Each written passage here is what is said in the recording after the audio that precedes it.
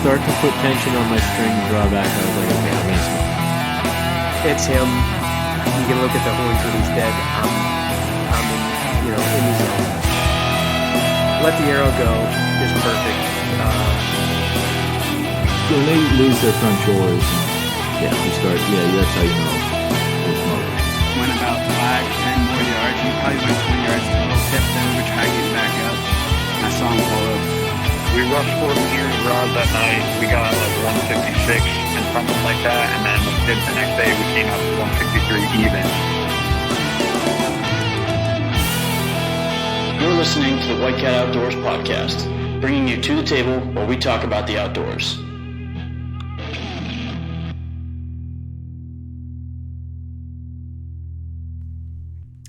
Hello, everybody. We've made it to episode 70. We almost didn't make it. Nick. 71.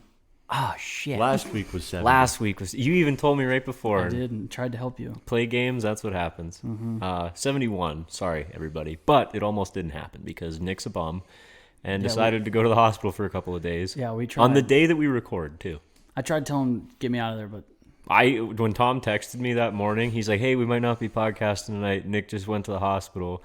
I was like, I guess we're taking the podcast stuff to the hospital because we're not skipping an episode. If without COVID, that would have been epic. Yeah. Just always jump in. With I would have done COVID, it. without COVID, makes no difference to me. They're just I'm pretty not strict. afraid. They don't even, with COVID and everything, my parents, they were you can have two, I guess, advocates, if you will. Mm-hmm. Like you can have two people visit you, but it's only one at a time. And what happened is that my parents can't even be in the building at the same time. So Really? if one's coming in there to see me, the other one has to be outside the hospital. Yeah, it was really stupid. That doesn't even make sense. COVID. But they're gonna come in the building anyway. Yeah. You would think, but That doesn't make sense. it's wild. Oh, it makes perfect sense, Frank. Yeah. COVID. Well, that's all you got to say. It's the perfect explanation. But yeah, so that was It was Wednesday. Wednesday morning. Wednesday. So I was there for 3 days, 2 nights. Got out just a few hours ago and said we got to get this done so we can get it out for you fine young men and women. Are you okay? Sorry, there's a lot of side effects. The hospital's still wearing off. Gave me Dilaudid, so Feeling it.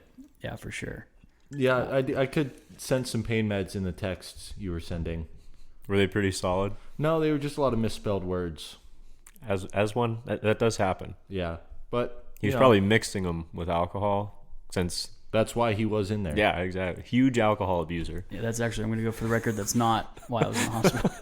Make sure that doesn't get blasted out there. But why don't you go ahead and tell him why you were? So I had acute pancreatitis and Pancreatitis. there's no N. So that's inside joke. So if you guys want to laugh at that, you can just be on the inside. Basically what happened is I started getting some severe stomach pains about a month ago, and then they went away within an hour, so I kind of just said, must be nothing. And then Turned out to be something. then about a week ago, I got those same stomach pains, a little bit worse, but they went away in about an hour and stuff, so I said, must be nothing. If it happens again, maybe I'll go get it looked at. And then Wednesday morning... Yeah, you guys got back from Ohio on Tuesday. Yeah, which is what this episode's really going to be about. Yeah, we're going to get into that in a minute after all the important stuff. Yeah, so Wednesday, the day after we get back from Ohio, wake up and get that stomach pain again, only this time it was unbearable. I broke out into a sweat, started shaking, dry heaving, couldn't really see or hear anything. It was pretty wild, so I was like, yeah, I definitely should get this one looked at.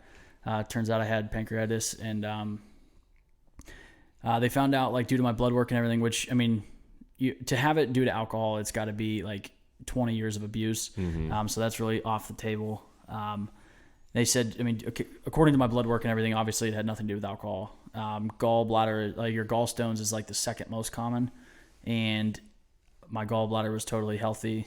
So they knew it wasn't that. And after that, the doctor pretty much told me, there's a lot of things. You figure it out. They said there's a lot of things that can cause pancreatitis, and it's up to you to figure out what it is.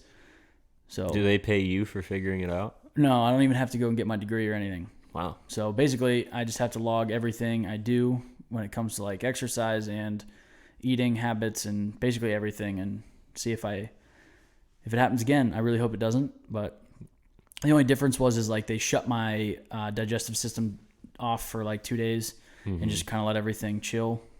And I think that helped. That helped a lot, I would think, because like I guess like not to get too technical here, but like a normal pancreas has like a 100 to 200 count of lipates.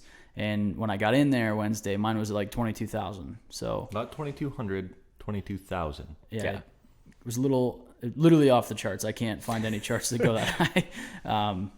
So that explains the pain. Yeah, that would explain it. Basically, those like lipates or enzymes is what like breaks down your food, and having all those backed up in my pancreas was like literally my pancreas was like trying to eat itself. It was like digesting it. It's painful. If you can imagine. I don't feel like imagining it. But it's that was Wednesday. It's now Friday. Opening day of turkey is tomorrow, and I got the clear from the doctor to head out into the turkey woods and kill a longbeard. He said, "Go for it." You better go do it. I think it's the perfect recipe for a big old longbeard. Doctor prescribed it and everything. Yeah. The only problem is if I see a Jake, it's gonna get its head blown off. Yeah. So you gotta test out side effects of pancreatitis. Shooting Jakes. Yeah. Yep, that's true. Big time. Yeah. Other than that, we're good to go. We're all here and ready to talk about your Ohio trip. Yeah. Actually, we do have to a few. Oh, you got some housekeeping? I mean, just a little bit. 17 cents a day, guys. That's where I wasn't going to say 17 cents a day, but gonna talk about it. Yeah, jump on to our Patreon and everything. We're doing that giveaway as soon as we hit 20 patrons, I think is what they call them. Patreons. So it's Patreon, they call them, but they call them patrons. Do they? Yeah. It's for sure. So get in on that list so you can enter for the $500 mobile setup giveaway. Only a few spots left. Get them while they're hot. Yep. They're going like hotcakes, they say. Yeah. The other thing I want to shout out 2 different podcasts. One is our buddy Hunter Klobuchar over at Fish Gods. I did see he's starting a podcast. Him and his business partner Tyler Waltenbaugh. They started their own Fish Gods podcast. They just launched their first episode, so go over and check that out. And the other one I want to talk about just launched this morning, so 2 days ago when you're listening in, is the Deer Hunter podcast with Kevin Vistison. Episode 200 is about the Mitch Rumpala buck. If you have ever been deer hunting before, you've probably heard something of the Mitch Rumpala buck. So that is the first of that series, and he said he is doing as many series as it takes to get to the bottom of the story, and he said on air it is not out of the question to have Mitch Rumpala in studio or at his house. That would be literally insane to hear firsthand from that guy. Yeah. So because that's like honestly, it's probably the most controversial deer ever. It definitely is, 100%. Yeah. So definitely check that out. Kevin's a good dude. He's been producing podcasts for years. He's, like I said, episode 200. Very talented with a camera. So, I mean, check out his Instagram and everything. He's got some pretty cool pictures. That's all I have for the floor. So, well, thanks for sweeping it up. Yeah. Tom, do you have anything to housekeep? No, just that turkey hunting starts tomorrow. I'm pretty amped up about it. All right. Maybe we should we'll wrap up with that. Yeah, that's what I was going to say. We should wrap up with opening day plans. Yeah. All right. Well, let's back up then and go to Ohio before you were in the hospital. And how did it go? Because I didn't talk to you guys much just for this reason. I kind of I talked to you guys the first day, and that was about it. I didn't talk to you guys much just so I could ask better questions without already knowing the answer. Good. Sounds good. So me and Tom were actually not hunting together the entire time. So I guess what we'll do is maybe just each break down our day 1, day 2, day 3 kind of. Do it. So my day 1 started. Basically, we had a lot of places picked out on OnX that we wanted to try out. When we got there, we actually got to the house, we realized when we put it into Google Maps that our prime locations were about an hour and a half away from the house. It was only this far on the OnX map. Got to zoom in a little bit. Yeah, so it was way too far. So the first night, Keith and I... How did you overlook that? I don't know. Keith and I both did it. And so did Tom. So way to ruin my story. I don't even have to share day 1 now. Yeah, of course. So me and Keith actually, as soon as we got there, we jumped in the truck and headed out. We wanted to put some birds to bed. So we get out there to this select piece of property, and there's trucks everywhere. Nice. So I was like, I was going to awesome. ask how many, like, because you guys were hunting public. I was going to say how much hunting Yeah, I pressure think- did you run into? So day one we saw, night one. This is before this Yeah. leads into it. Saw 7 trucks roosting birds along this piece of public, which we didn't even go through the whole thing. That was just in the area we were trying to listen for birds. Did you guys go back to that spot the next day, or did you Yeah, say? we're pretty close. Okay. But so we listened for birds, did not hear a single gobble. But the owls down there are incredible. I mean, I heard 7 different owls the first night. And they weren't people? Definitely not people. Keith was one of them, so there was 8 if I count Keith. But Keith's got a pretty good owl hoot. Mm-hmm. But anyway, their owls are everywhere. You hear them all day. Mm-hmm. It's just like another songbird down there. Really? It was really cool. So anyway, we didn't hear a single gobble. So I it's think the gobblers are kind of accustomed to the owl hoot and don't really. we shock realized off. that. Yeah, we found that out that they don't shock gobble to owls like they do around us, just because there's so many of them. Yeah. So me and Keith went back to the house. We did some planning. We figured, that's our best opportunity. We were kind of shooting for maybe they just weren't talking that night. So we set up in that general neck of the woods. I mean, we're talking there's over 10,000 acres there. So it's a big chunk of property. Keith picked a ridge that was kind of like a bowl, a long bowl. I mean, they were like 700 yards around the whole thing. And we set up on that bowl in the morning. How was the terrain? Was it more Very similar to Maryland, actually. Oh, so it we was were pretty told slight rolling hills. It was Maryland. nice? The only thing different was the peaks were a little bit wider in the area we were hunting. Tom said his was a lot closer to Maryland, but just a lot of fingers. Narrow ridges and fingers. Yep. So anyway, me and Keith cut up. We parked the truck there. Found out it's a big meth area, so definitely lock your vehicles and everything. That's the best. Yeah, there's meth everywhere. It's pretty bad. I mean, Apparently went to the it used gas. to be a big coal mining town, and when the coal mining business left, the meth into a moved meth in. town. Yeah, I mean, like we go to the gas station. There's people with sores all over their face. Nobody has teeth. That's nice. We found a lot of red phosphorus in bottles out in the woods. It was wild. Didn't touch those. Well, if you ever feel like starting to do meth, you know where to go get it. Yeah, me and Keith followed like these orange tags through the woods and found a big like little mobile bottle meth set. So that was pretty wild. Jesus Christ. Dude, it was bad. So anyway, so we get there, lock our vehicle up, and head up this trail. Mm-hmm. And the trail starts off like a switchback up the mountain, and we're like, mind you, we're in the Appalachians through there. So we're doing this little switchback. We get up to the top, and like off in the distance, it's very dark, but in the distance we see this like white shape. Like, what is up there? Like, And it was still dark. totally dark, but you could see it was like, it wasn't like it was illuminated. Yeah. but You it could was just like see a something. white shape. And we're like, what is that? And so we get a little bit closer. We're like approaching this slowly because we don't know what to expect. And Yeah. then we see this like little orange glow. I'm like, is that like a campsite? So we like get up there, and it's like, we're like okay, there's like some like homeless dude just like up Living in the middle of- woods out here. Yeah, and like we get up there, and like he's just sawing logs in his tent. Just snoring like crazy. Nice. So we just sneak on by him and head up the trail. We get a little bit further. We see like another like object out in the distance. I'm like, what is that? Guys, there's another one. So we get up there, and there's another tent. And I'm like, dude, do homeless people just like camp everywhere out here? Like, is like the meth that bad where nobody lives in houses? They're just Yeah. all in tents everywhere. And then so we're like, okay, so we sneak past that one. You can hear people like in the tents and stuff, and like, okay, keep going up further, and then came across a shack with like it was an outhouse, and then a sign that said drinking water. Found out very quickly. You're in a campground. Yeah, we were in like a camping area. I'm surprised because usually like Onyx has stuff like that Yeah, marked. it wasn't. That's weird. So that kind of sucked. I think Onyx they'll probably work on that. But anyway, so then we're like, okay, this sucks. But we've already walked quite a ways to get in here, like up that switchback and everything. So we're just going to keep on going. We found, I think, a total of 6 or 7 tents. And then finally got like deep enough. We're nowhere near where we wanted to be. But we set up way past any of the last tents we saw because we didn't want to be anywhere near the campers. Yeah. And set up, and actually, like, I think we got to like the top of the ridge, and then it just kind of like dives right down to the bottom, and we kind of just stood there for a listen, and we heard one gobble off in the distance. We're like, okay, so like we're not too far out of the game Yeah, here. you're in business.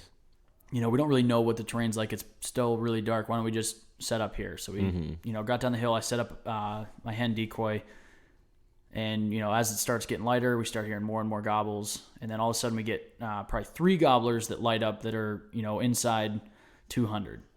Like, not bad. Yeah, know, you and can then- work those ones. Yeah, and then, you know, a couple more gobblers start, you know, lighting up and stuff. We counted based on direction and everything. We estimate somewhere 6 or 7 gobblers we could hear like within earshot. Yeah. And the 3 that were like the closest, like I said, like that 200 mark is the ones that we were hoping we could pull in, because everything else seemed pretty far out there. And once we heard them hit the ground, we started doing some light calling. They started coming in, coming closer. They're basically working around that bull, and they got to about probably 115 yards, and then just could not get them to commit any further. I thought it was going to happen opening morning, just because Yeah. they like flew down, started coming right to the calls. Started They were reading the script. They were responding to like yeah. our calls, everything, and then they hung up. Yeah, and I mean, it was literally like they were coming in, and then all of a sudden it got to about like 750-ish. Were they strutting? Were they doing strut circles, or were No, they were just gobbling, and they just didn't want to come any farther and pieced out? yeah, but right at like 755-ish, somewhere in there, birds shut up. Wouldn't, I mean, like gobbling to every call. As soon as that time hit, gone. Not a single gobble after that. And so then it's really tough to get on birds if they're not going to talk. Yeah, you can't- especially in an area you don't know what they do. Yeah. So Keith and I were kind of up in the air with everything. So we decided, you know, we'll walk this. We're at the top of the ridge. We'll just kind of, you know, drop down on the other side, work around, and then pop back up. Maybe we can work something there. And no dice. We just couldn't get on them. We tried. We hunted hard until noon and could not get another gobbler. Did it persist that way the rest of the days you were there? Were they shutting This up is early? day 1, Frank. I mean, I know that, but it's just a question. Yes. Okay. A little foreshadow. Yeah. Very specific. 8 o'clock, there's not a single bird that's going to talk. We didn't know that at day 1. Anyway, so we hunted our butts off till noon and could not get another gobbler to go. So we hiked back out. We met some of the campers. Turns out we were on the Appalachian Trail. Oh, okay. And they're like, oh yeah, like we parked our trucks like 6 miles down that way. And I was like, there's a road like a mile that way. Apparently they do it for fun. Yeah, if you're hiking the Appalachian Trail, you don't want to Yeah, park a mile away. They're like, oh yeah, our trucks are like 6 miles. I'm like, there's a road like a mile. You just Yeah, they're probably looking at you like, what a stupid asshole for suggesting I only walk a mile. yeah. And then Keith's like, I thought you guys were homeless. Like, you guys, He like, said that to him? Yeah, he's like, what? Like, Why would you think that? but yeah, so we talked to them for a little bit, and they're like, oh yeah, we heard a couple birds in the evening, but I mean, not too much. I'm like, all right, well, are you guys camping tomorrow? And they're like, no, we'll be getting out of here. I'm like, okay, you know, because like they heard birds right by them. We weren't that far from them. So that was basically what we were left with at noon, day 1, and then headed back to the house. So What about you, T? So I'm going to start with night 1. Nick and Keith were all ready to rock and roll, going out scouting birds. And me and my hunting partner, Sam, you guys know Sam from the intro of our podcast. He's the lead guitarist in the intro. Spent my week hunting with him. Opening night, we let Nick and Keith go scout birds. We grabbed a beer, cracked a cold one, and put on probably the best hunting show I've ever seen. Big shout out to my boy Russell Knight, insane turkey caller. Learned a lot from you this weekend. Good show. We just watched turkey hunting videos. And Some say that's the just better way to do it. manifested a turkey Yeah. kill. yeah, Yeah, if you watch big birds die, you're going to kill big birds. Yeah. That's the problem with that hunting video. no, he had a fighting purr on a slate call like none other. That's wild. Yeah. Anyway, so we watched him and had a good plan going. We were going to go to this one piece of public land, and about 10:30, Sam's up in bed, and I'm like, I'm going to see how long of a drive I got in the morning. So I plug it into the old Google Maps, and it's an hour and a half. So I'm like, well, I'm not getting up at 2 o'clock. So I march upstairs, and I'm like, hey, Sam, new Sam, plan. we're not hunting there in the morning. He's like, oh, why not? I'm like, because it's an hour and a half. He's like, yeah, we're not hunting there in the morning. Just said that. So I go to bed not knowing where I'm going to hunt. Wake up in the morning, pull up the old Onyx, and I'm like, yeah, that looks pretty good. Only 20 minutes away. So we're driving along, and I see this car. He's like speeding up behind us, and it's like 4:15. I'm like, this guy's turkey hunting. No one else is on the road. And he obviously is trying to get around me, but the roads are so, I don't understand the roads where we were at, because they would be like these up and down hills, windy back and forth, super narrow, not a, like literally 8 inches of berm on the side of the road, like, and then no guardrails, just down the side Just of the off ravine. the cliff. Yeah, and they drive 55. no yeah, and matter it's where they're at. 55, and then it switches over to a 40 when it's like poker straight and not a hill in sight. I'm like, I don't get it. But so he can't pass me because all the hills and wind and bends. Mm-hmm. And Sam's my co-pilot, and he goes, "Oh, you got a while before you got to turn." Yeah, you were supposed to turn right there. 5 seconds later. Yeah, you missed it.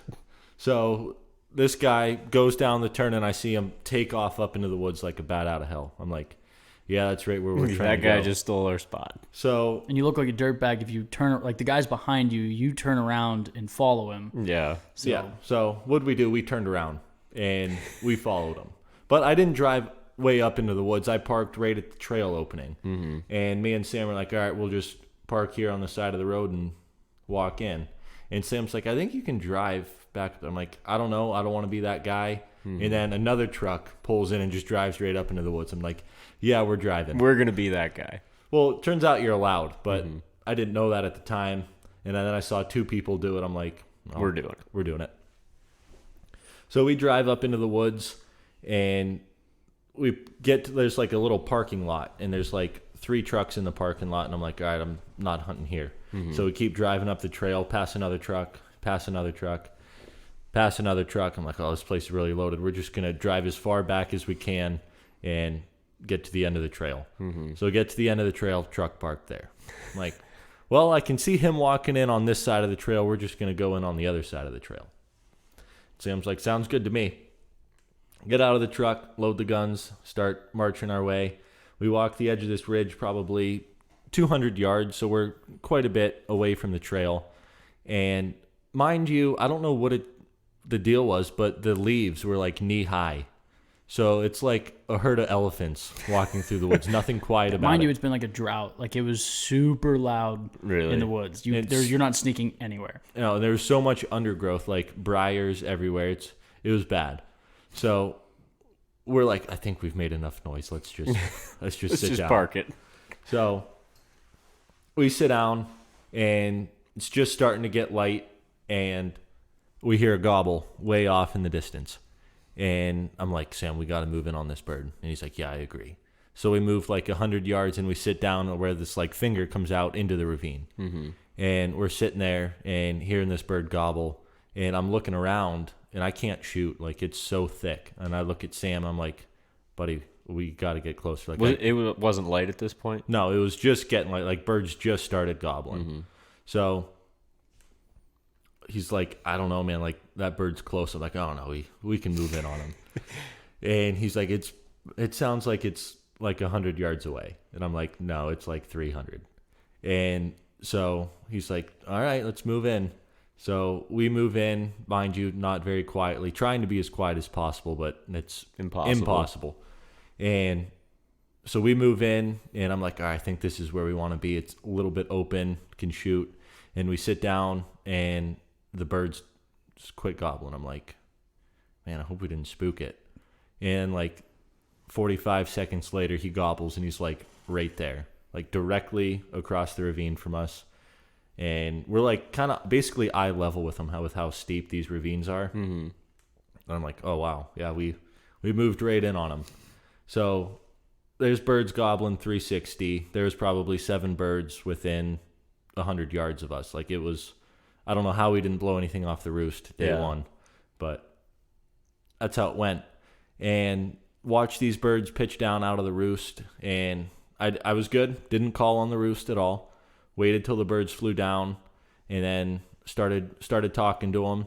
And they were hammering, going into full strut, and couldn't get them to break across the ravine. I don't know what obviously I know what their deal was. They didn't want to cross the ravine. Yeah. But in your mind, you're like, oh yeah, I got these when they're coming across the ravine. And they'd work closer, and then they'd work back. And then I'd call them back in, and they'd turn around, walk away, call them back in.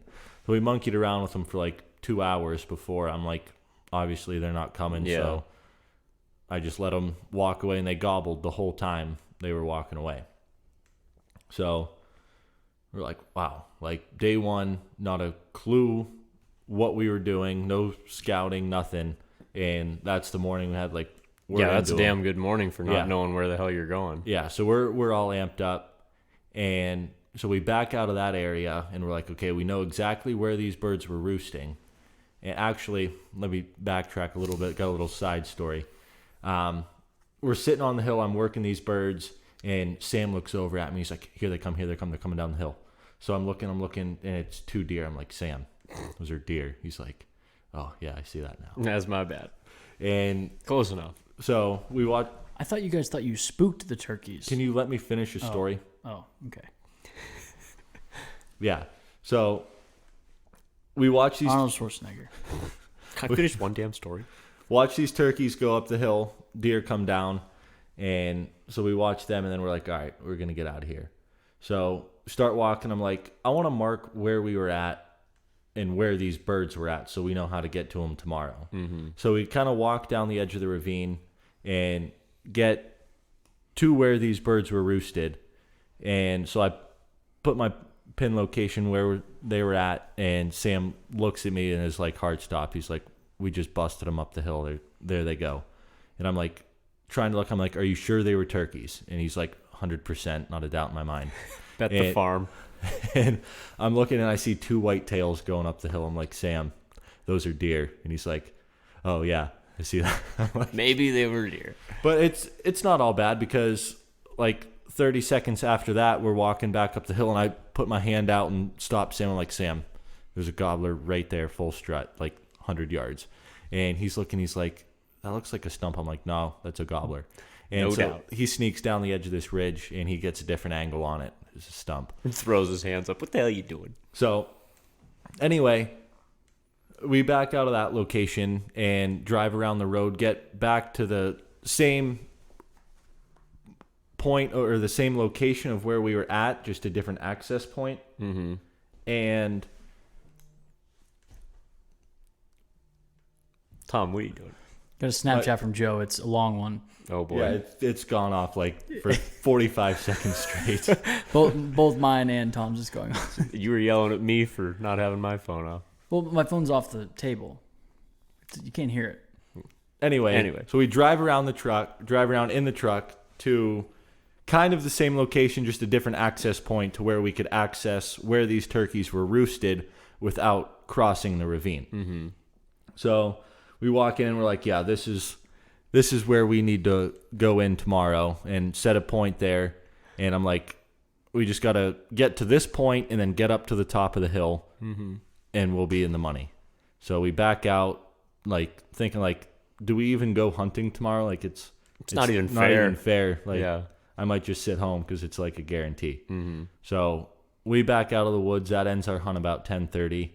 Go back, make some breakfast, put on some Russell Night, and That was the day. yeah, that was the hunt. I do want to backtrack to my day one. Your day one's over. Yeah, well, You get one This shot. is after the end of day one, okay. but it's still in day one. If that makes sense. It doesn't. I remember how I emphasized Meth Town and how we locked the vehicle. So we get back down there, and Keith had left his window wide open Are you kidding me? for like 6 He hours. did lock the doors though. Yeah, doors were all locked, Good but his thing. window was. At first, he freaked because he thought his window got busted out, and then we Turns realized there was out it no was just glass. down. Yeah, he just didn't put it up. So we didn't lose anything. I had like 5 Avian X decoys in the car, so that was I feel like meth heads aren't stealing turkey decoys. no, probably not. But yeah, other than that, so I guess I'll go into day 2 now. Please. Go into day 2. So You guys were there. You hunted 4 days? 4 Yeah. days. like 3.5, but 4 days. 4 days. Day 2.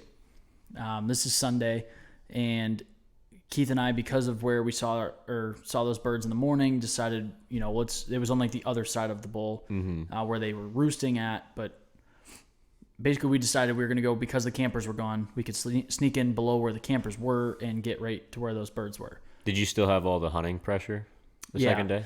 The second day was even worse than the first day. Oh, really? Yeah, because it rained all Saturday afternoon through the night, and then it was beautiful Sunday. So like I think everybody was waiting on Saturday to go Sunday. Yeah. So Keith and I move in on those birds there, and I think we heard 3 gobbles on the roost. Mm-hmm. And then they flew down, then we never even saw these birds. They barely talked that morning. Yeah. And just couldn't get anything on them. going. We hunted there till I think like 8:30, and birds had totally shut up right on the dot, 8 o'clock. Mm-hmm. So Keith's like, hey, I got this other piece we can go check out. Basically, it's there's like a very small access point, and then it opens up to a big chunk, like on the edge of some private ag fields and everything. So we get in there, and we later nicknamed this property Hell's Asshole. It was must have been a pretty sweet spot. No, it was horrible.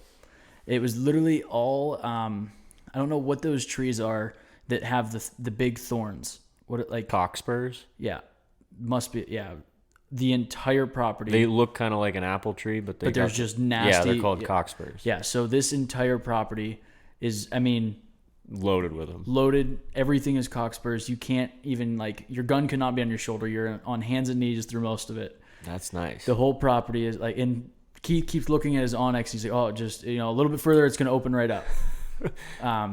And in the process of going through Devil's Asshole, we, because certain parts were so thick, you couldn't get through. We had, divert a little bit. Somehow we end up coming almost back to the truck and had to start it over. Nice. So was this all before it was? You were no, this is all 8:30. done hunting. Okay. No, we were hunting this piece. It was but 8:30. you weren't done with your morning birds. Yeah, this is you totally weren't going different through property. in the dark, is what. Yeah, we weren't going through in the dark or anything. Like I said, this is probably about 9 o'clock by now, and finally, it opened up. It never opens up, but you get to a ag field, but it's private.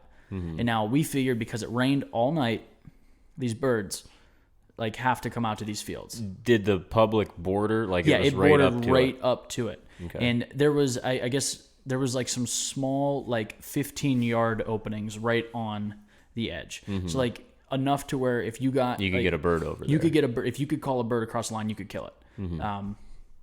So our idea was to get on the edge of that field. We figured that sun's going to pop, and birds are going to come out to these fields. We can get one maybe that works the edge of the field, take it, and we get set up. We do some calling. We didn't really hear any birds, but all of a sudden we heard this owl hoot that sounded awful. Still no birds or anything. So we finally work our way down the edge of the private, and it turns into hardwoods. And then when we get into there, start doing some more calling, and then by this point I think it's 10 o'clock, and we haven't heard a single gobble. We're bleeding. We're irritated. Both of us are just pissed off. And we're basically looking at the map, figuring out how we got to get back to the truck. And off in the way distance, we hear a gobble. Obviously in the opposite direction of the truck. Oh, yeah. So Keith and I look at each other. We're like, if we're going to kill a bird, this is going to be the place to do it, because it's just horrible, and it's going to be a great story. Yeah. So we're like, all right, let's go. So we decide we're going to head over that way. Hear him gobble 2-3 more times. How far do you think he went? 300? Yeah, probably 300. But we figured let's go. Go and for this it. is back at the field, mind you. We had just left the field. Then we have to hike back through all the whatever tree you said they were. Cockspurs. Anyway, so we're on our way back over there. We hear him gobble 3-4 more times, and then boom. Nice. Yeah. So freaking smoked him. Yeah, somebody smoked him, and now we're back in the middle of Devil's Asshole, and now it's sucks. We're gonna go back to the truck for sure now. Yeah, this hunt is over. So finally, we get out of there and back to the truck, And I think at this time it was like 11:40, and Keith's like, "Let's go home." Yeah. Not calling for 20 more minutes. Yeah. That was horrible. I will never go back to that property ever again. Well, even though you didn't kill a bird, you still got a good story out of it. Yeah, there was a bird on the property. And it did die. It teased us just enough to get us back in the mix of it, and then he got shot. So That's great. yeah. So that was day 2 for us. Tommy? Okay, I'll tell you about day 2. Got our spot picked out right where these birds were roosting the morning before, so we thought.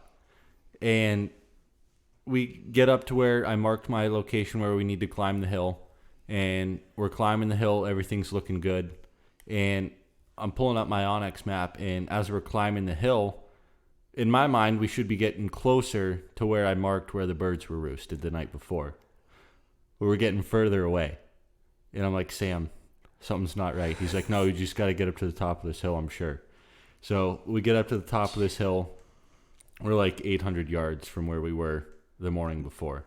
There was a ridge in between us. So we were on a ridge. Then there was a ridge in the middle. That was the ridge we were supposed to be on. Mm-hmm. And then the ridge even further down was the ridge we started on. Yeah. So nowhere near where I thought we were going to be. And so I'm already a little bit irritated. That's just poor planning. Yeah. So. And Sam's already 2 strikes with being sure of turkeys. No, this time I was sure. I marked on the Onyx map. Either way, this one was you. Yeah. Well, when we were going up the hill, I told Sam, I don't think this is it. And he said, yeah, it is. Mm-hmm. But even if he agreed that, yeah, I don't think this is it either, we were not walking back down the hill and walking up the correct one. Mm-hmm. Like, we were committed to go up to this hill. And in all of my years of turkey hunting, little foreshadow here, I have never seen a bird roost on the very top of the ravine. It's always like on the side of the ravine, so when they pitch down, they can pitch down into the side or pitch down and land on the top. Yeah. So I wasn't honestly that worried about busting a bird off the roost. Mm-hmm. And we're walking up the top of this ravine, and it's thicker than a bugger. And Sam said, I think we should set up here. And I'm like, no, it's too thick. We can't shoot. It's got to clear up here in a little bit. And Sam stays back, and I keep walking, and I go about 20 yards, and I hear bird takes off out of the roost. I'm like, at least it was a hen. Yeah, definitely a hen, 100%. No doubt. Not a doubt in my mind. And I walk back, head hung low, and Sam's like, yeah, I should have said something before you started walking. He's like, I was looking up in that tree. And he saw it? He's like, that kind of looks like a turkey. And he just was let staring. Tom continue. Oh, my God. So, anyway, that kind of sucked. So, we sat down, and I wasn't having too high hopes at this point. But we sat down anyways because I wasn't going up or down another ravine. Mm-hmm. And sure enough, sun starts to come up, birds gobbling everywhere except for on the ridgetop we were at. Mm-hmm. And same story. We're like, oh, yeah, we'll call one across the ravine. Didn't happen. That's a tough call. Yeah, it's a very challenging call. I don't know. I think if I had Russell Knight with me and he broke out the fighting purr, it would have happened. I think that would have sealed the deal. Mm-hmm. But it didn't. He wasn't there, so we'll never know. Yeah. So about 8 o'clock comes, and birds shut up. And we're kind of just walking the top of this What? I was going to say ridge and then ravine, and it kind of got ravine, either or, walking the top, and Sam breaks out his 1920s Sears box call, and I tell you what, the thing purrs. Sounds like a kitten. It's great. Shouldn't it sound like a turkey? Oh, yeah. Sounds like a turkey, too. But whichever one you want it to sound like. Purrs like a kitten. And he breaks it out and starts calling, and bird hammers back. And he's like, oh, man, the Sears is going to do it again. And we hear him gobbling on the top of the ravine on the other side. And not on your ravine. No, not on ours. Directly across from us. And he gobbles all the way down to the bottom of the ravine. And we're like, no way. He's coming. He's coming. And he gets to the bottom, gobbles, gobbles, gobbles. Can't get him to break. And then he shuts up for a little bit. And then the next time we hear him gobble, he's back up on the other side. I'm like, Huh. You think if you would have walked down there, he would have came up to you. I mean, you're hunting state land. Like, these birds are pressured. Yeah. They know the hen's supposed to move in a little bit, too. They've played the game. So it's tough. And after that, we're like, man, that bites. So we kind of tried walking and calling again. Couldn't get anything fired up after that. Then we got down from that ridge and walked over to the one we were really supposed to be at that morning. And I'm like, okay, I'm going to mark this one, and we're going to go up top and find out exactly where we need to be, because it's still like 10 o'clock. We're still allowed to hunt. And with as many leaves, it was very easy to see where they were scratching. And, Yeah. you know, like right before roost. It was plain as day. Yeah. So we climb up, and I can see there's a big fallen down log where I watched these birds kind of walk up behind the first day, and I can see that log. So I'm positive You're in the we're in the right spot. And it's like the one flat piece of ground. Like, you can see like 40, 50 yards in each direction, scratched up everywhere. Nice, beautiful oak flat. And I'm like, this is where we need to be. So I marked that point on Onyx, and we're like, coming back here tomorrow. And stay tuned to find out what happens tomorrow. Yeah. So we had, you know, Tom and Sam, me and Keith, and we actually had our two buddies, new friends, actually, Chris and Grant. We just met them on this trip. Great guys. All of us in agreement, we got our asses kicked day two. Everybody just had a garbage day. Yeah. So we decided, and I'm going to disclose some information here because we don't plan to go back to this area. We were staying in the town of Athens. We didn't talk about this ahead of time, but we were in the town of Athens, and we didn't know this until we got there. Big college town. Like, our Ohio house, University. yeah, our house was in the middle of like all of the college housing. We had college kids on every side of us. Partying all Our night. neighbors were vampires. They only came out at night. Nice. Anyway, They there had a was- mannequin on their front porch. It was a weird deal. Typical college town. Yeah, in which none of us fit that scene whatsoever. Yeah. 3 people called us out, Yeah. said, "You're not from around here, are you?" Sure Yeah. not. No, we're not. Anyway, so they're What are you doing? Put that wherever you want it. What are we doing here? Get it off the computer. Oh, there we go. Rookie mistake, boys. So we found out that there's 20 bars on the strip. That's perfect. Yeah. So we Were there came any up, divey ones? I know. we're gonna, we I'm always. gonna, Okay. I'm gonna get there. You haven't heard this kind. Yeah. You think the valley's bad. Oh, boy. So 20 bars, one pub. Sorry, there's one pub that's like super proud. They even made a shirt about it. Pathetic. They kicked us out at 4 o'clock in the afternoon. That's when they closed. What? On a Sunday, yeah. We had one beer and college they made town. us leave. Anyways, so we decided we were going to do the Tour de Athens. And that we All 20 bars? that was the talk. So we started back Did up you a make little up bit. the Tour de Athens? Yes. Or is that an actual thing? Initially, we planned on just wanted to go out for that's one right. Bloody Mary and get some Mexican food. and we emphasized that we wanted to get out of yeah, town, we're like, we get didn't- out of the college yeah, scene. we're like, college isn't us. So Keith goes, I found this Mexican restaurant 7 Casanueva. miles away. 7 minutes. Oh, yeah, 7 minutes away. Get in the truck, pull out the driveway, and the GPS is like 0.1 miles, destination on the right. It's like the start of the trip. So That's we're like, hilarious. okay, so we're just going to go park back at the house.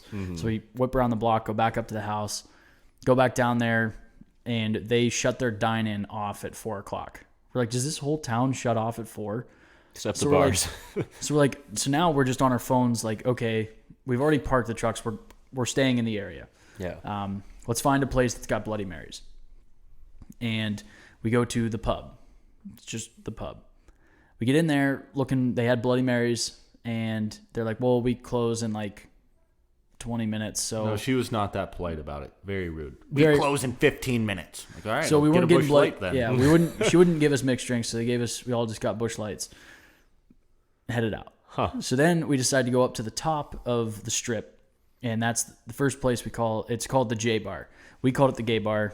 It was funny. Yeah, it's hilarious. Classic rhyme. joke. Yeah. So we head into the J Bar and we all sit down. Very out of place, of course. Like we're all in camo and everything. I think we tried to order a few Busch Lights. Didn't have them. What? Yeah. I've never heard of a bar not having. Yeah, they didn't have Busch Lights. That was strike one. Yeah. So Keith orders a summer shandy, totally flat, like no fizz whatsoever. Chris orders a PBR. She didn't know what that was, but Chris could see it in the cooler. So she goes, grabs the PBR. Was this a divey place? No, this place looks really nice. There's like an upstairs. Like upstairs, yeah, like upstairs, like a second bar up. Yeah, looks really nice. And they don't have Busch Light. Yeah. So then they get to me, and I'm like, what do you got on your draft system? And showed me that blah, blah, blah, blah, blah. And I was like, I'll take that. And goes to hit it. And we're out of that. I'm like, perfect. I guess we'll take that one. It was just some IPA. Yeah. And get that. Comes in a plastic, like solo cup, but whatever. It's I'm not above drinking out of a plastic cup. But it didn't fit the atmosphere of this place. Mind you, these are reusable. I was getting there. Oh, Like most college town, like we live in a college town, they give you plastic cups because they don't want stupid drunk college kids. Yeah, but breaking they don't want glasses. to use them. They throw them out afterwards. Yeah. Yeah. In So most other college bars. So Tom orders a PBR from a different bartender. She doesn't know if they have PBRs. I'm like, well, he got one. Like, so she's like, grabs Grant or Chris's bottle, like right by the top, like where he's drinking, turns it around. He's like, do you know where they got that? It was like The cool. Yeah, so she goes down, gets it. Tom gets it, and he's like, there's like ice around like the bottom. It's like Tom's like picking at it, and Chris is like, it ain't ice. They're like it wouldn't melt in their fingers. For now, it's mold. Oh my god. Only bar I've ever been to where you can get a side of mold with the beer. Basically, what we infer happened is they spilled beer in the bottom of this cooler, Yeah. and nobody drinks the PBR, so they just sit down there. That's Because hilarious. it's like there's no food at this bar. Like we saw so many college kids come in, do shots, and leave. So basically, nobody drinks the beer here. Yeah. So nobody told us that. But basically, there was legit mold on the beer bottles. So I'm like, that's freaking great. gross. So while they're doing that, I notice like the stack of plastic cups. There's like condensation in them. I'm like, what? And these are solo cups, like clear solo cups, like not like fancy plastic cups. Yeah. Fancy These plastic. are, well, I mean, the Valley, I know what you the mean. Valley has plastic mugs that they reuse, but these are like solo cups. And then I watch, like, they have, like, it's like one sink, and I'm sure it's got disinfectant in it. I hope. Certain of it. And they like They literally wash just, the beers with it. they dunk the glass one time. There's no The plastic. the plastic. There's no like brush. There's no like 3 system. Like I talked to Yeah. a couple people that bartend. They're like, usually there's like a 3 3 tank. sinks. Yeah. None of that. Right back on the top of the stack. That's nice. I'm like, so I'm not ordering another beer. And so that place was just gross all around. Nice. And so we finish our drinks there, and we're like, Now I really wish I would have came. yeah. So we leave that bar, and we step outside, and this dude and his wife follows us outside. Like, it's kind of bizarre. And he stops. He's like, "You They guys came out of the bar? Or? Yeah. Okay. came out and met us on the street. Like, you guys turkey hunting? Like, yeah. And he's like, yeah, I knew you guys weren't from around here. I'm like, oh, did we really stick out that bad? And he's like, yeah. Yeah, a lot. So we go there. I talked to him for a little bit, and he's from there, but he turkey hunts, and he's like, yeah, there's a lot of liberals around here. I'm like, yeah, I had no idea. There's a lot. So anyway, we head over to. You didn't ask him to hunt on his property? No, he was going hunting.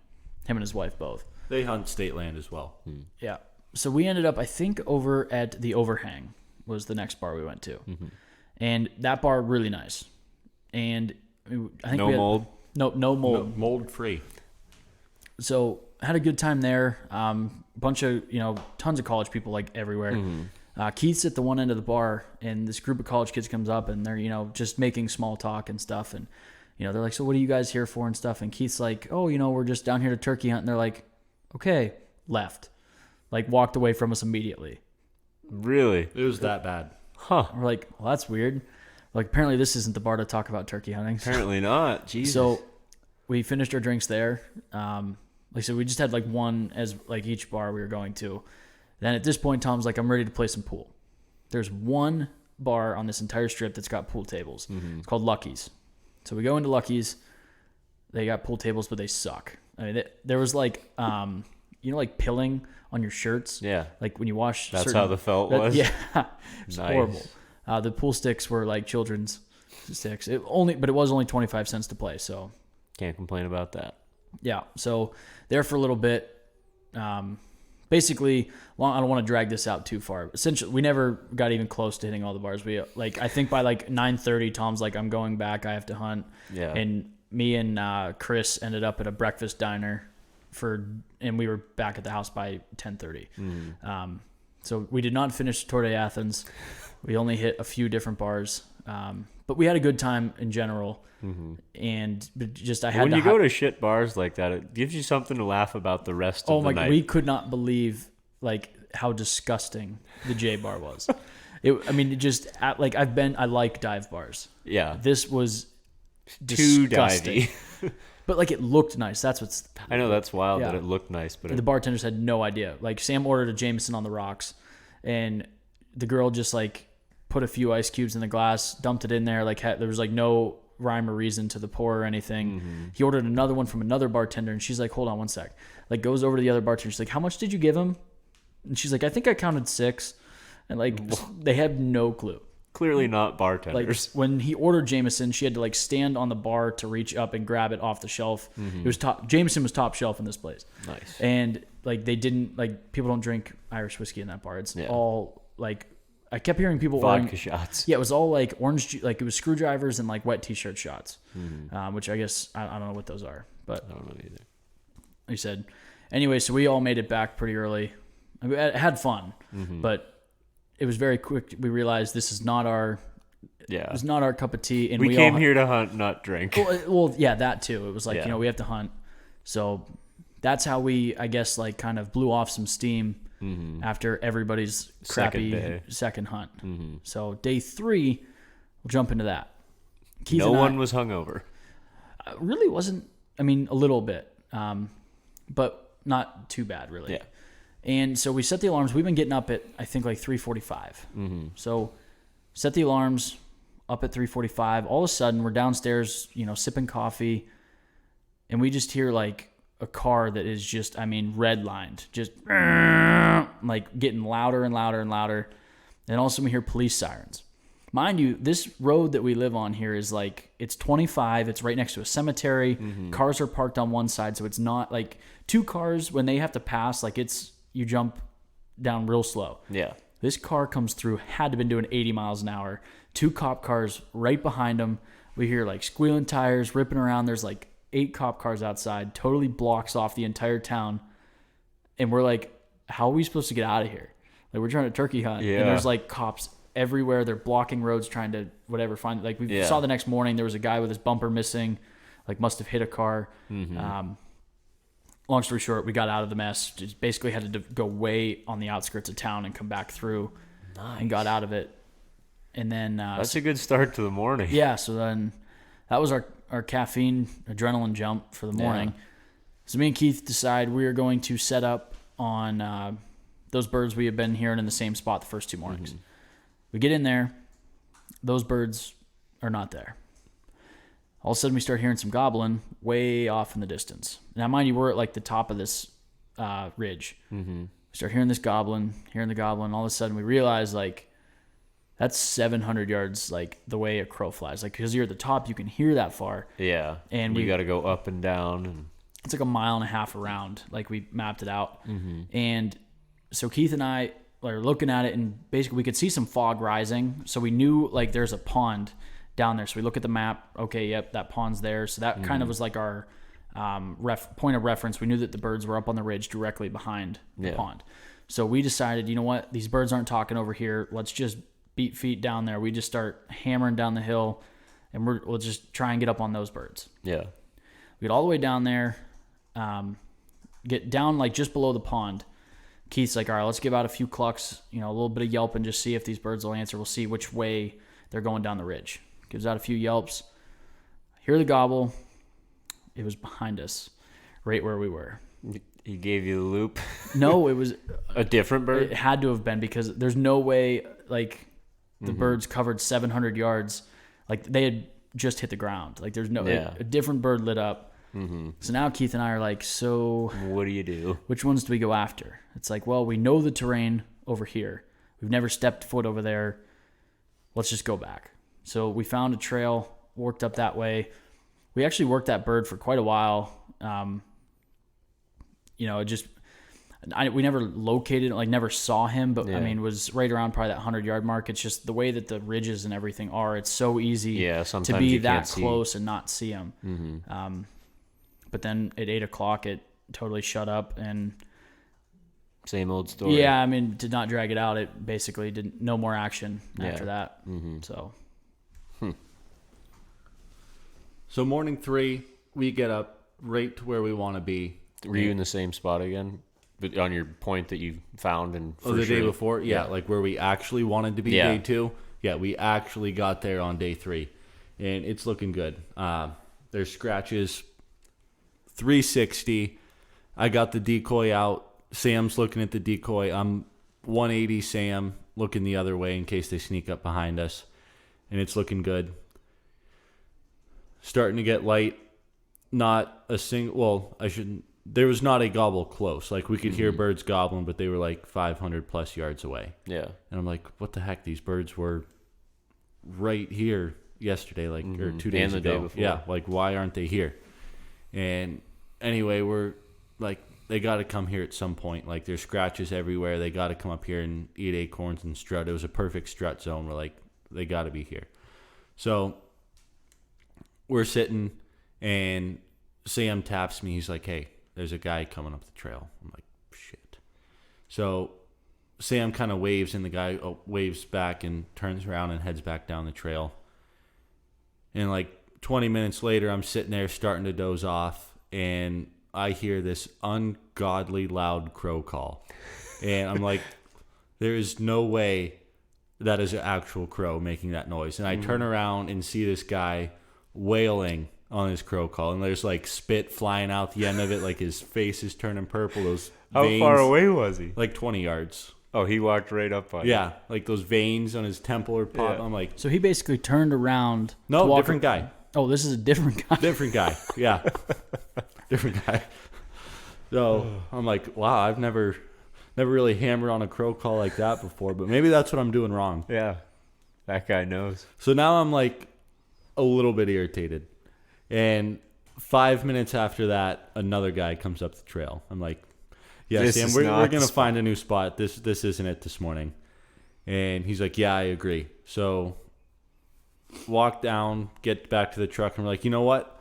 Let's take the hour-and-a-half drive to where we initially planned on hunting opening day before we realized it was an hour and a half.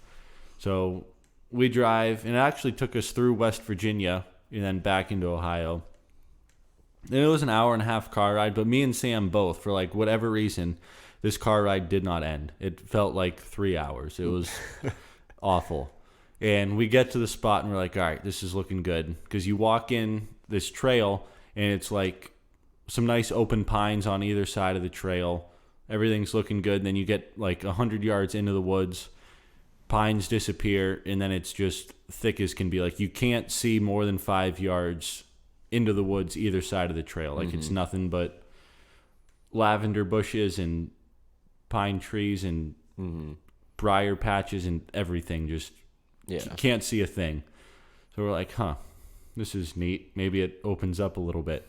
So we walk the trail for like a mile and a half and find this little gas well.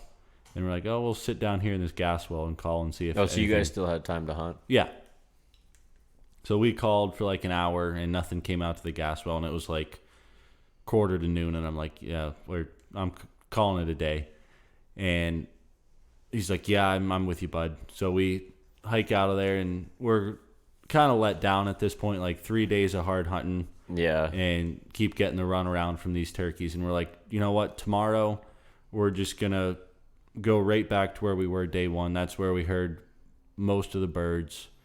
And just see what happens, hunt till 8 o'clock, and then head out. And Yeah, you guys were leaving the last day. Yeah. Yeah. So Keith and I, day 4, had the same plan Tom and Sam made about just start going back, over. go back to your roots. Keith and I did just that. And we all decided, like, we had to be out of our house by 11. Nobody had heard birds really after 8 o'clock. 8 o'clock. We had that one that got shot, but other than that, no birds talked after 8 o'clock. So we basically figured we'll hunt till 8:30, head back.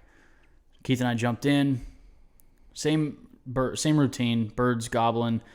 They hit the ground. We noticed, at this point we realized, at least it took a couple days, but now we realized that these birds, everybody's heading right to the bottoms, and it's super swampy down in all these bottoms of the ridges, which makes it difficult to hunt. But that's where the turkeys were going. That's what we noticed. So Keith and I decided, let's just book it down in the bottom of this field, in the bottom between these ridges, find a little opening in the swamp, and see what we can't accomplish. So that's where we found the meth site, was down in this bottom. But anyway, so we move a little bit past that, and we get one to hammer on a Yelp off the box call. So we set up and calling a little bit more, and then all of a sudden 3 birds just start lighting up on our calls. So Keith decides, we're just going to shut up, let them do their thing. These birds just start hammering, double gobbling, coming in closer. And we're both, we're checking our phones, realizing that It's almost time to go. It's time that these birds are going to shut up. Yeah. But they're getting closer, and just couldn't seal the deal. We never got them in range. 8 o'clock, they did shut up, but we stayed until I think 9:15 or so, just because we were they're coming, but never worked their way through us. We found there was turkey tracks in the mud down there, so we know that at some point birds are coming down through that area. Yeah. So we put together. It took us a few days, and this is, I guess, what I want to emphasize on, where Onyx doesn't tell you everything. Boots on the ground is so important, and even though we did a lot of studying on maps ahead of time before going out there, it took us 3 days to figure out what these turkeys were doing. Yeah. Because we're so used to, for us in Pennsylvania, we're so used to hunting birds on ag. That's everywhere around here. That's what you're doing. You're hunting birds on ag, and everything is based around those fields. Yeah. Down there, it's all big woods mountain birds, and they don't do the same things. And we found out in this area particularly that they head down to the bottoms, and they get in the swamps, they get in the river bottoms, and they chill there all day pretty much. Yeah. But unfortunately, it took us a couple days to figure that out, and came home too empty. late by the time. Yeah. We had a blast down there. Keith and I had a great time. We hiked a shit ton, saw some really cool stuff. First morning we had probably heard almost 100 gobbles in the morning. It was just one heck of a way to open up turkey season for us. Yeah, definitely. Even came home empty-handed, but that's the first time we stepped in there, but had a blast. Nice. So. Final day, set up, same spot as we did day one. And wouldn't you know it, birds start gobbling like crazy right where we set up the day before. We're like, man, this bites. Can't catch a break. We were just there yesterday. Birds weren't there. Yeah. Moved to a new location. Birds are right where you were yesterday. It's always how it goes. Yeah. And at this point, I kind of lost hope that we were going to call them across the ravine. Tried anyways, and didn't work. But after that initial setup, we kind of just, tie a bow on it. We gave it a good run, head back to camp. So did you guys have, even on the last day, were there still a ton of hunters? I didn't run into anybody on Tuesday. Keith and I counted on the 4 days we were there, 65 trucks in the public piece we were. It was absolutely hammered. We ran into 3 or 4 different groups of hunters. Just the pressure was unlike anything I've ever seen before. And I think that's why, around here, we're so used to hunting birds that do the same thing year after year. They roosted here last year, they're going to roost here tomorrow, the next day, and next year. Yeah. And that's they why we always roost in the same spot. typically kill birds pretty consistently back home. But I think there's just so much pressure that these birds keep getting pushed around and roosting in different spots. And I think you got to get lucky and set up on the same ridge that they're roosted on. Yeah. Other than that, it's because you're not sneaking up on them in those woods. No way. Yeah, and even if you do try to sneak, and a tactic that we use all the time is to just walk and call until you get on something. You can't really do that in that sort of area because you got 100 hunters all over the place. Yeah, you got to respect that there's other people in the Yeah. woods, and you don't want to step on toes. But I mean, it still happens. But I do want to say that everybody we ran into, super nice, respectable, and wished them well and everything. But just the pressure we ran into was unlike anything Tough I've to ever beat seen. the pressure. Oh my God! Like I said, 65 trucks, and that's in one Small area. That's a single road Yeah. through this public piece we were on. Like that's not even venturing off on side roads or anything. That's 65 trucks in 4 days. Yeah. Just That's insane. you can't, and I can't say that they're all hunters, but it doesn't matter if they're carrying a gun or not. It's pressure. Yeah. If So- you're like when Tom blew the bird off the roost, even though you didn't make a sound, you spooked him, you moved him. Pressure. Yeah. Campers, that's all pressure. So that's one thing that I guess we are just starting to dive into is the public ground hunting, and one thing we just haven't learned to deal with yet is all that pressure because we're not used to it hunting all the private we do. Yeah. So I got a lot of respect for the guys that do get it done For sure. down there. But Anywhere on public land, if you can Yeah, get it I done mean, on a you- high pressure piece, then you know what you're doing. yeah, for sure. But like I said, it was a blast nonetheless, and it just got me ready to go kill turkeys in PA. Hopefully, So, Yeah, we start up. Well, by Tomorrow. the time this comes out, it'll be the Yesterday. day before. So, yeah, pretty much we'll wrap it up there. We actually we should hold up the opening. We'll just do a opening week report next week. Yeah, 'Cause we got opening weekend because we're hunting New York too. yeah, So we'll have 2 full days of turkey hunting coming up next week. it's gonna be wild. So, well, I guess we'll close it out there. I don't want to say good luck in the woods because hopefully you already killed one by the time you're listening to this. So, Yeah. congratulations on your longbird or your longbeard. Good Obviously- job getting outside. Yeah, exactly. Good job getting outside.